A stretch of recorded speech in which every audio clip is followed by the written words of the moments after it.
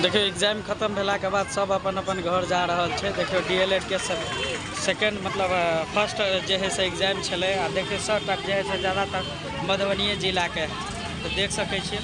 और जे है से सबके परीक्षा बढ़िया जगह गेल हुए तो हमरो जे है से परीक्षा बढ़िया गेल ग। फर्स्ट दिन तत्ते बढ़िया एग्जाम नहीं गेल रहा, बाकी एग्जाम ठीके ठाक गेल।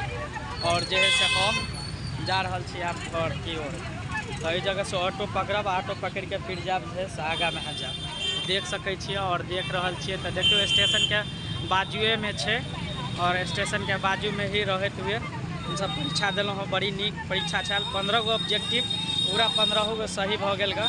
बहुत हल्का क्वेश्चन सब रहे छे और देख सकै छियै। तो देखियो यहाँ में सेंटर है महारानी लक्ष्मीबाई शासकीय कन्या उच्च स्तर माध्यमिक विद्यालय, जबकि हम केते बेर जे है से इनका वीडियो अहाँ के देखा चुकल छी। और देखियो ई सबके इनका सबके यहाँ में जे